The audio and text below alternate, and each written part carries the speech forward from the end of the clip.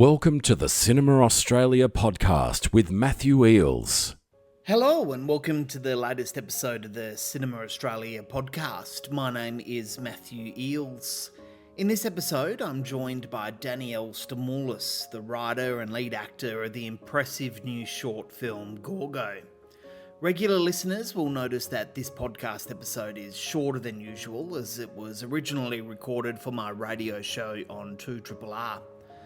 Danielle is an AACTA-winning Greek-Australian filmmaker, actor and writer working across film, TV and theatre.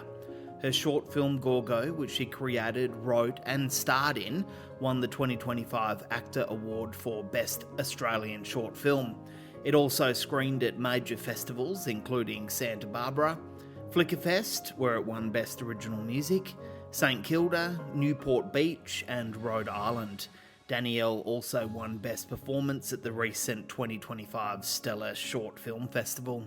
Inspired by Greek promised brides and Ovid's Medusa myth, Gorgo is a dramatic short film that tells the story of a Greek bride's cross-continental journey to marry a man she has never met.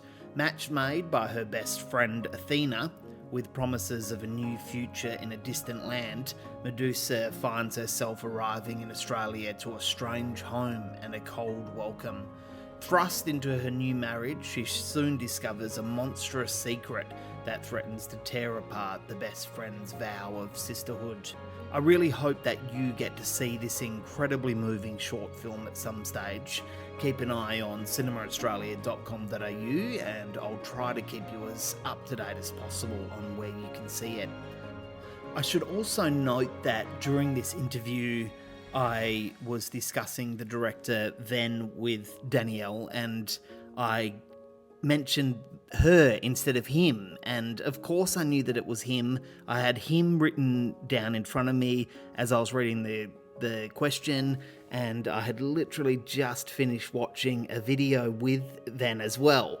So I was very aware that it was him, but for some reason the word her came out of my mouth, and I like to own up to my mistakes, and it's a shocking error, but I do apologise. Of course I knew that it was him.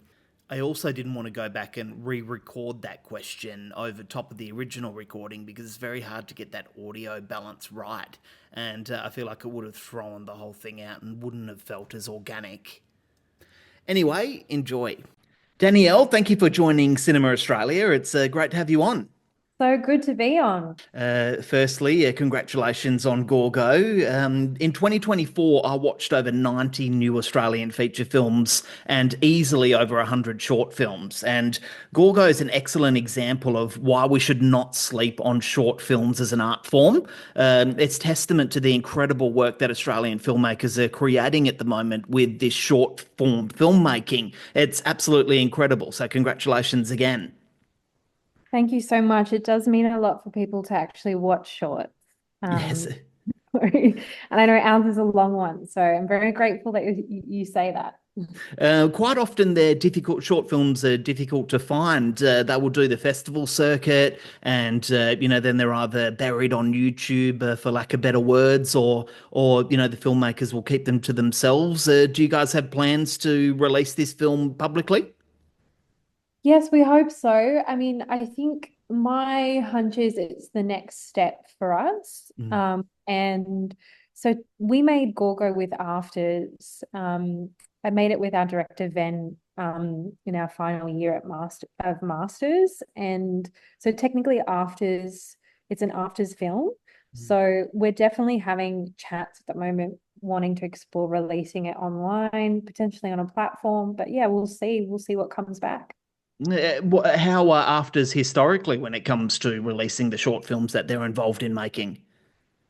I think pretty good. I know, for instance, they're really good at supporting their students, even with just putting some like shorter shorts on, I think in the past, the ABC. But I think Gorgo is a very particular short because it's a bilingual film. So we potentially want to like look at like online platforms that are going to serve those audiences as well. So but we'll see. We'll see what comes out. Well, I really hope that it gets the release that it deserves and a wider audience can see the film. But before we talk about it, I just want to find out a little bit more about yourself because you're an actor, writer, producer, among other things. Where did your career in filmmaking begin? Well, exactly what you said. With acting, I mean, acting's always been my first home and first love, and particularly in the theatre. Mm. Um, I I went to a performing arts high school in Sydney, and then I got into ACA, which is a drama school in Sydney. Went there for 3 years, and then after I graduated, I was soon quickly dealt, what everyone realizes is with which is, how am I going to make work and how am I going to get work and how am I going to tell stories that I really think are really important and unseen. So then I decided a bunch of things to just get involved in film and TV and start learning producing, but most importantly, writing. And then from there, worked in film and TV for like 10 years, did shows in theatre as well, was on a couple of TV shows. And then I was like, you know what? I really need to find my voice. And so then I went to AFTRS and perfect timing though, because it was during COVID. Mm. So when the whole industry was shut down, I just got to work on my writing. So yeah, that's kind of the summarized arc of how I Yeah. started. You mentioned your theatre work there and also television. I'm curious to know how do you decide on what you want to put your focus into when it comes to certain projects, or do you just let your instincts guide you as to what you think's best? Yeah, I'm I would say I'm not very good at saying yes to everything. And I think that's because I only really feel like I want to work on a project with fellow collaborators if I think it's a really meaningful story that hasn't been told before. I'm always invested in particularly like diaspora stories. Like Greek diaspora inspires a lot of my own work, but I love supporting a lot of other ethnic diasporas and friends that I know of. And obviously you can probably tell with Gorgo as well, like heavily focused on women as well, women's stories, usually like out any kind of stories about outsiders, outside of women. So I feel like whenever those stories come along, I'm just wholeheartedly passionate about helping in any way I can, whether it be acting, writing, or just supporting a friend. So yeah, and that's why like I'm yeah, I'm not good at saying yes. Like I really feel like it's got to change something about Australian stories that hasn't been told. So Yeah, yeah. that's a good thing, and yeah. Now I'm curious to know about the collaborator. What comes first, the person that you want to collaborate with, or the story itself? I mean, what if one or the other just isn't working for you, or do they both have to be the right fit? I mean, the money is for them to be the right fit, isn't Yes, it? yes. If I'm working by myself, then it's always the story and the idea. And Mm, if I get inspired to create something, I just kind of follow that thread until I feel I can open it up to a fellow collaborator. And I often think really carefully about who I want to work with. And it is very much instinctual for me. It's mm, like an instinctual thought. Um, and I think with Ven, the director of Gorgo, I feel like the universe threw us together. Like it's kind mm. of really weird to say. Like we met before the idea came. So um, for me, I was just really lucky to find like someone who I felt like I could really connect with on so many levels. So Yes, yes. And I do have some questions here about how you two met and how you came to collaborate. But before we get into that, I'm wondering what the origins of the Gorgo script were. When did the idea come to you, and why did you want to explore this particular story? yeah, so it came just before I applied to do a master's at AFTRS, which I think was early 2020. So just it came the year before that. Um, And, as most creatives in the business, we all had our day jobs. And like I was on my way home one night on a train, really late at night. And I'd just come back from this is a rather dramatic story, but I just came back from like listening to the Sydney Symphony Orchestra, like a Tchaikovsky song Mm. or symphony. Mm. And then as I was riding the train home, I started thinking a lot about my yaya, which means grandmother in Greek. And I just kind of had this picture of this entire film in my head that just came to me of an older woman, potentially looked like a snake, and she was just sitting alone in her suburban household in Sydney. And then from there, I kind of started to excavate these ideas and thoughts and figure out what were they. And I slowly became invested in Medusa's myth. And that is more so the untold story of Medusa's myth, the one that we never get to hear about, which is she's actually a victim Mm. of violence. And but then it kind of like another thread came, which was I just started talking more to my family. I started discovering that there's all these like untold stories of Greek women who migrated in the 60s. They were promised brides. And so what that means is they would get engaged to men via photographs on the Greek islands in the 60s, and then they would be sent over to Australia to marry these men they essentially had never met before in their lives. So I then quickly became invested with our director, Van. We were like, we both feel that like myth is truer to reality here. Mm. And this is kind of like was the experience of a lot of women. Like some had great experiences, they were happily married, children, whatever. Others not so much. So we wanted to marry then the idea of it's called proxenio in Greek, which means like married by proxy or arranged marriage. Mm. Yeah. So we wanted to marry that idea with Medusa's myth and tell a story that was actually really an Australian story. Yeah, and it's certainly a part of Australia's history that I had no idea about myself. So it's a terrific educational experience as well, this film. It's written by yourself and directed by Van Gialoris and produced by Kate Amos. How much of a collaborative experience was this prior to filming? Because, as you said there, I believe Van also related a lot to this story through her own family story. Yeah, Ven's grandmother and grandmother, his yaya, so his family came from a different part of Greece and Cyprus, Mm. and my family did as well. And obviously, like Greeks did the same thing, no matter where they were. And so his grandmother's story and my grandmother's story were very closely aligned. So Yes. it was a very personal film for both of us. Mm. Um, and to answer your question, oh my God, like the collaboration, specifically between Ben and I before Katie, our producer, came into it, was it felt like a marriage. I call him my work husband. Yes.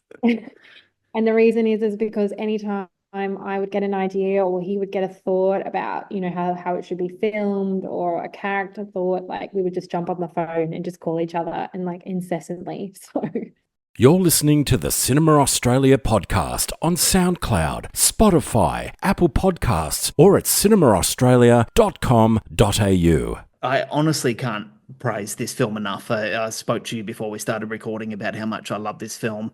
I think that your writing and your consideration of the main character's narrative and how it mirrors society today and your performance are all incredible. But I'm curious to know about your writing process when it comes to these male characters, which I guess you can call the antagonists of the story. But during your writing process, do you consider their backstories as well? Because obviously a lot has happened to these two, male characters to make them the way that they are.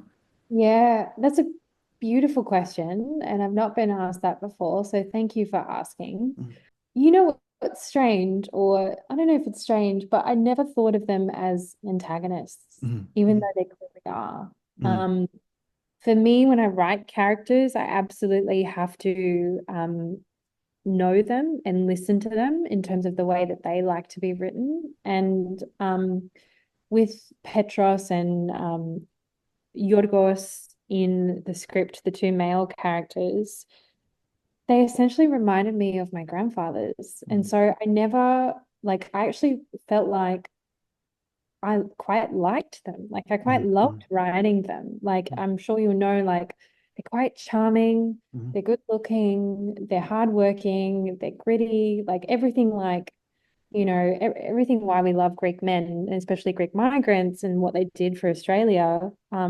So I definitely went deeper into their backstories and what their lives on the island would have been like versus Australia. And mm, yeah, I never saw them as antagonists. And that was a really big thing that Ben and I would always chat about, which was like the story is clearly focused on a woman and mm, two women's their best friendship in particular, but also the men were a product or a part of their time and a part of that kind of oppressive cultural system of arranged mm, marriage that was happening. So for me, like, it's such a shame, the story, and I don't want to spoil it for people, but it's such a mm, shame the way it does end, mm, mm.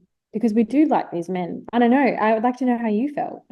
Yes, well, I feel the same as you. Like, I didn't necessarily see them as antagonists either, but I can understand how audiences would see them as antagonists for sure, and especially considering there is a warning at the beginning of the film about sexual violence, and and the particular moment in the film that I guess would make them antagonists. But yeah, I guess my mind was going to what are their backstories? How did they come to be the way they are? But you've summed it up perfectly there. Yeah, and I think just to add one last thing, I think it's really important. Like we came up against many heads actually in the development. Mm, From feedback to notes to from all different sources, and that is that this film has a cultural lens on it, and it has mm, a time period cultural lens. Greek Orthodoxy. Um, so we have to be mindful that, we are looking at things through a modern lens, yes. and obviously not to excuse, it's never to excuse the behavior, of course, but it's Mm, just to, as a writer, like your job is to empathize with every character and you have to understand why they do the thing they do. mm, Um, and so the men didn't think they were doing anything wrong. If anything, they thought they were doing their duty, mm, even mm. though for the women, of course, it was a complete violation, So Yeah. yeah, so I think that's important to say that the film is through this like cultural mythic lens, and it's really important that we actually talk about that and we don't ignore it. Yes, yes. And speaking of that lens, I'm curious to know about the authenticity of the aesthetics of this film because they're absolutely beautiful. I was blown away by it. It really did make me feel like I was back in that time, especially that opening scene. Can you tell us about these locations as well as the house that it was filmed in and getting this aesthetic right? Yeah, I mean, I love talking about this. Mm. I mean, I won't talk about it as perfectly as like, our DOP Petra would talk about it. Yes. Then of course, who knows everything about location. But the first scene, actually the first scene was originally set on a beach. Wow. And we had to shift that location because what happened was is that we actually shot Gorgo during COVID, but we only shot like 3 days in, and it was in a Randwick house actually in Sydney, and we quickly got shut down because COVID was spreading everywhere. Mm. And then so we actually lost the location, and we lost all our coverage and footage because we lost the location. And then it took us like 5 months later, we had to completely reshoot the entire thing. And I remember myself and the other actors at the time as well, we were like, we couldn't believe ourselves because we had shot all the hardest scenes first. And we're like, oh my God, we have to shoot the same ones again. But like it was actually the biggest grace because we found a better location. We found this really old 1950s style house in Ashfield, and where I think the owner was actually Greek and had completely left the house as it was in the 1950s with its old wallpaper and, kind of tattered backyard. And then going back to the first scene, that was actually in an olive grove out in I think just far west Sydney, like past Dural or something. Wow. So we actually found this Greek family that owned an olive farm. So, and what people didn't know is that yes, we had goats in the shot, but we also had emus. We had emus that we had to sway away because we're like, we're in Greece. There's no emus.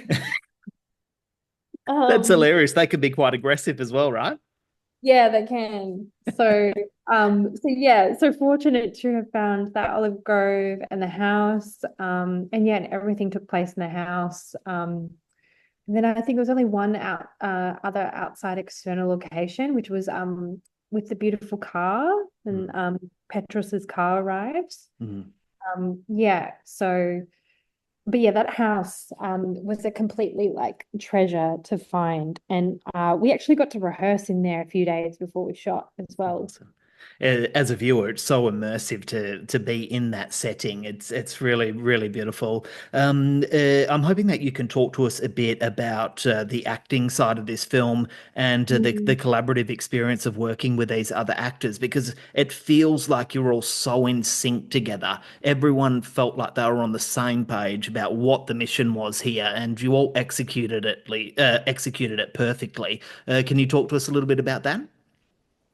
100%. I mean, I just adored working with the other actors in this film. It was obviously really important for Van and myself that, it was authentic casting, it was, Greek faces. And we actually had a bit of a hard time finding Greek men for the role, to be honest, for both those roles, which was surprising. Yeah. And then we also found Ariadne, who plays Athena in this, and you just have to like Google her to look at her greatness, but she's like a highly sought after theatre actress in Sydney. She's fantastic, and I was so blessed and grateful to have co-starred with her. And I think we were all terrified before day one because we all had to speak Greek, and all of our Greek was very rough at best, except for Jeremy, who played Yorgos, or Yorgos, as some people say. And I mean, his Greek was flawless. But for the rest of us, for myself, I had dialect training and Greek language training for a year before I did the film. For the other actors, they only had like 3 months, which is crazy. And yeah, and it was all very personal story for all of us. Like it all reminded us of our grandmothers and our grandfathers, and in a way, we felt like it was a bit of a love letter to them. And we in the lead up to the shoot as well, we worked with a dramaturg named Nadia Townsend. And we actually got to rehearse inside the house, which was really important to me and to Ven. And so we got to rehearse those kind of like bigger, more like fierier scenes, in the kitchen or in the backyard. And that's so important. Like as an actor, you definitely want to be on location and like just knowing what it's like, what it feels like, and being with the other actors there. So I feel very grateful because I know a lot of actors just pretty much show up on day one and they don't know where they're shooting. So yes, I mean, it was really immersive, to answer your question. That's terrific. The film is obviously resonating with audiences and festivals, having won the Best Film at the AACTA Awards recently, and also Best Performance at the Stellar Short Film Festival. What do these awards mean to you as a creative? Uh, you know, it's so, I mean, it's always so great to get recognition for your work. No one ever knows that you're plodding away, working so hard in the dark all the time. And, specifically as an actor and a writer myself, like it's always that kind of like, will this one stick? Like, kind of feeling. But most importantly, I'm just so happy that with the AACTA Award and with my Best Performances Award, that like people are actually recognizing Greek women on screen, and actually that the story itself is being represented, and Greek female-led stories, like it's a really big thing for Australia to acknowledge that and to acknowledge the history, because the history, like like yourself said, like it's very in the shadows, like not many people know about it. And so I actually think it's like more importantly, like it's a big win for that, and more so than the filmmakers and myself. Yeah, and as I've mentioned, I hope that a wider audience gets to see this film and experience it for themselves. I've got one final question here. I read in your biography that you're writing a feature film. What can you tell us about that? Yes. So I'm actually co-writing a feature, and it's a feature with the production company Co-Curious. Excellent. Co-Curious, yeah, they made Here Out West, which is Open Sydney Film Festival a couple of years ago, and was also nominated for an AACTA Award. But Yes, and I also had it as the number one film of that year as well. It's oh, terrific. amazing. Yeah. Yeah. Well, I actually worked on that film as well, Wow, wow. with the producers like Yeah. years ago. Mhm. But now I'm actually a writer on the next feature, and I can't I can't say too much what it's about, but it's got to essentially it's got some like magical realist like lens, a bit like Don't Look Up as well. And my co-writers are fantastic. Can name them if you like, but yeah, we're in quite the thick of it. We've done like several drafts at the moment, and we hope to actually shoot this year, fingers crossed, because we've been given a commission by the Powerhouse Museum in Wow. Sydney. Yeah. Yeah, so they've given us money to make the feature. And so it's a story that's kind of again elevating like voices from Western Sydney, Mm. but we aren't making a Western Sydney film. It's definitely more of a genre film. So Yes, yeah. you mentioned the words magical realism there, and there was a moment a few years ago in Australia where we were making quite a few, magical realism films as a genre, but it died off again, and I really miss it because it provides this form of escapism that Australian films don't often provide. So yeah, I'm really excited about that. Yeah, 100% agree. And like for us as well, because we're all like have different backgrounds and underrepresented backgrounds and on screen, and it actually speaks a lot to that experience Mm, as well. mm. Which I won't give away too much, but No. yeah, just look out for it because it's a wonderful team. The producers are incredible. Carly Reed, Annabelle Davis, Sheila Jayadev, who made House of Gods as Yes. well. Yeah. Yeah, so Amazing. Danielle, it's been absolutely terrific speaking with you. Congratulations on this film again, and I really can't wait to see what you do next. So thanks for joining us. thanks so much, Matthew. Thanks for listening. Find all the latest Australian film news at cinemaaustralia.com.au. You can follow Cinema Australia on Facebook, Instagram, Twitter, YouTube, and TikTok.